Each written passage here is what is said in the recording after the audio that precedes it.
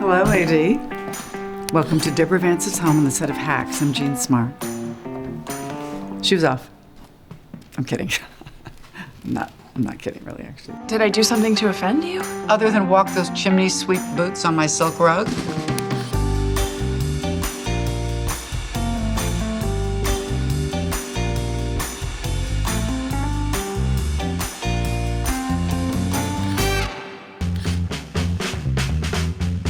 Deborah loves Las Vegas. I think she loves the glitz and the glamour and the silliness that Vegas can represent. I think she embraces all of it. Supposedly what happens in Vegas stays in Vegas, although that's not true. He knows, I guess. I think she craves respect so much that I think it was very important to her to have a house that was very classic. Not Liberace glam, not bright colors that we see a lot in Vegas desert homes. She's a lot more complicated than that. I think she has good taste, although I think if she didn't have the kind of money she has, there might be a lot more leopard print and gold in here. This is the room where it all started. Right there on that couch.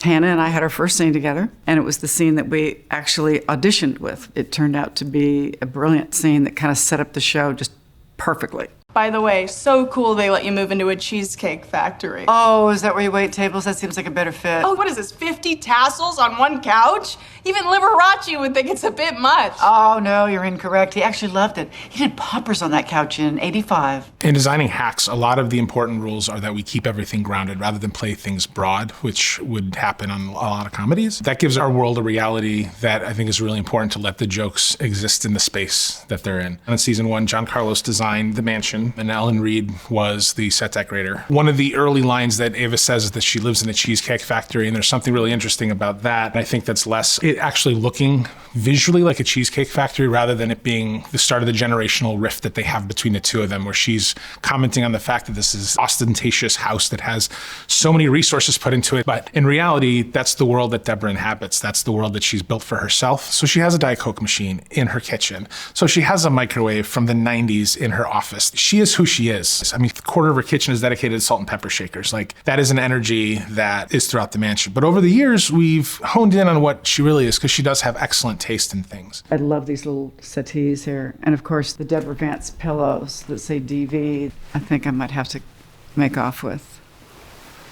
I mean, they can't use them on any other show, right? You won't tell. Okay, thank you. We have a fabulous set designer, but our original set designer, he came up with this detail of this over here. Can I show you? It is this plaster work, and he pulled me aside when we first started doing the show, and he said, "What do you see?" And I said, "Well, I'm not sure." He said, "It's a tongue." He said, "Because your character describes herself as a mouthy broad." And I thought, this is genius, because no one but he and I are going to know that. But he did that for me and for himself. I mean, he so enjoyed that. And outside my bedroom, there used to be a copy of a gorgeous painting of a dead matador. And he said, "That's a subtle warning to any man who even gets that far." How great is that? And now it's at my house. He leaves his t-shirt on, you know. Oh, that's not true. When it comes to a lot of the things that make a house feel real, we always lean into family photos. And because Deb has had such a long journey, and luckily Jean has had such a long career, we're able to find a lot of licensable photos and placing those faces onto these. A great example of this was season 3, where we had to put her in the Weight Watchers ad. Her and DJ was a feat. It took 54 iterations of the ad before we found the hero one. One of my favorite rooms of Deborah's is her bedroom. It's feminine and classic, beautiful muted tones of peaches and pinks and greens. And she obviously has designers that she trusts. In season 1, a lot of what John Carlos's intention was to create public spaces on the first floor of the mansion. And once we get into Deb's bedroom, we're in a private space. A lot of that is conveyed through everything having softness and curves and being more delicate. I mean, the mirrors are even curved. There's a lot of curves throughout the space. A lot less of the hard angular space that you get in the rest of the mansion. Shall we retire to my office? I think this room is absolutely beautiful. It's really a mix of interesting styles that I think work perfectly, that I would never have the guts to do in real life. And we do see some little hints of leopard, which is one of Deborah's favorite things. I have to show you over here. This is a picture of me when I was in my 20s with my high school boyfriend, Marty, and his future wife. They wanted pictures of me when I was younger on the set, and I grabbed that. And I didn't know that Chris McDonald, who was going to be playing my boyfriend in this show, the character was named Marty. And I told Marty, I said, it's just a coincidence. It's not based on you. It's like, over here, this is an interesting detail. Her microwave oven is from the 80s. I mean, look at it. It's funny because she's one of those people who really has a lot of disposable income, but on certain things, she just cheaps out. And she's thinking, if it still works, why the hell would I replace it? So she has this atrocious microwave. Oh, that looks dangerous.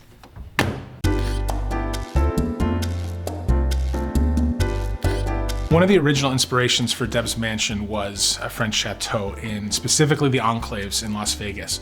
She wanted to bring Europe to Las Vegas. Architecturally, what was designed when the mansion was designed as a set, all the doorways line up with the other doorways, which gives you the opportunity to shoot across the hallway and creating frames within frames. We've used that a lot on this show, and that's part of the architecture of the French chateau that was the inspiration, that everything is symmetrical. So the staircase was a remarkable build. It's kind of an oblong oval, so all of this tracery had to be made so that it followed the curve. So this is metal. This is plastic. And then if you look over here at the staircase, which I love, in the French chateau fashion, there's a trompe-l'oeil staircase painted that is not actually stairs to the basement, and it'll ruin the illusion for you. But this is painted. You don't go anywhere. Set design is everything. It makes an actor's job so much easier. It's sort of like putting on the right costume. It suddenly makes you feel like the character, and that's what this does as a home. This is almost an exact copy of a home in Bel Air that they completely recreated on the soundstage. We use the house in Bel Air for the front entryway, and that's it.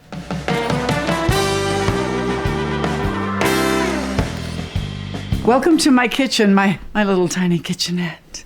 The real house that this is modeled after in Bel Air. And I am told that this replica of their kitchen is actually only about 2/3 the size of the real kitchen, if you could imagine. But this is my dream kitchen. This I could definitely live with. I mean, this island, you just want to go, oh God, I'll make cookies and pies here, and pizza and flatbread, and oh God, it's so, you could take naps on this. It feels really good. Okay, I'm done.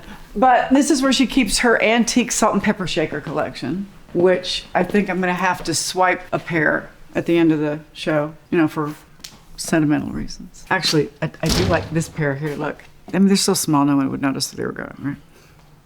And you won't tell, right? He might. I don't trust him.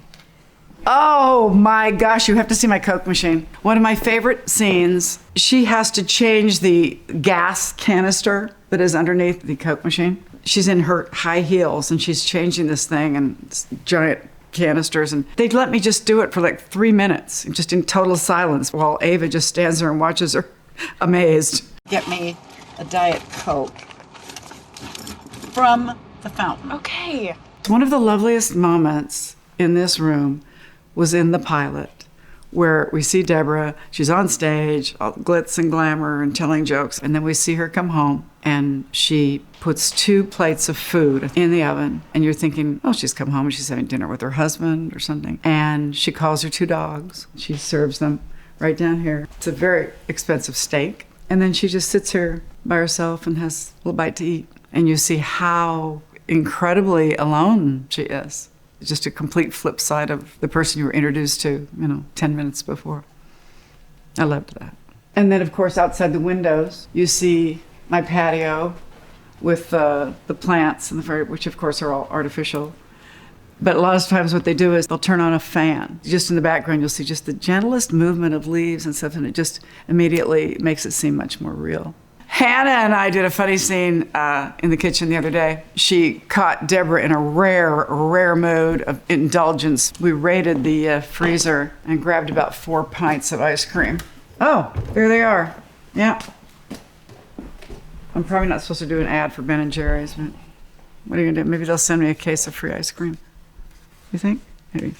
Champagne, eggs. What more do you need?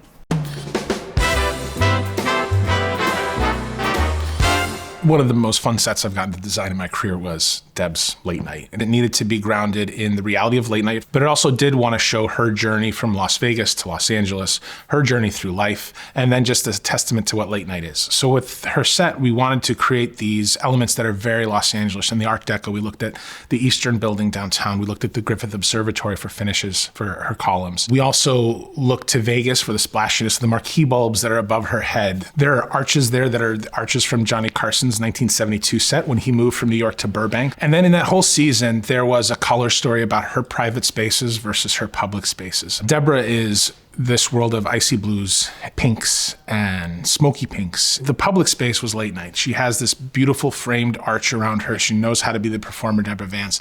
And we get a little bit of a nod as we go deeper into the stage. So that soft pink curtain is, again, a color story that we love to play with her. And then behind that, the sequins. The sequins are pink, which is the color we're trying to use for private spaces, but the sequins are also what she wears. She's all flash, really exciting, really sparkly. We even had a nod to the Palmetto season 1, which had a star drop.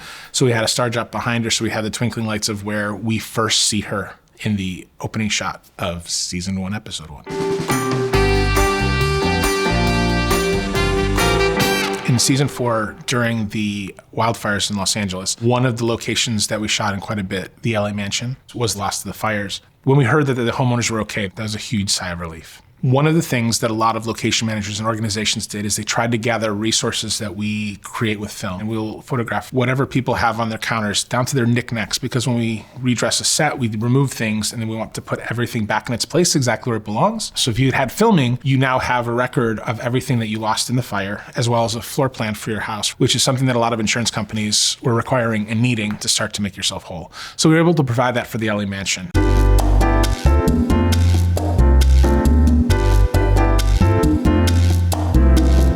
Thank you so much for coming by. I hope you enjoyed seeing Deborah's home as much as I've enjoyed playing in it for the last 5 years. Thanks again. And don't come back.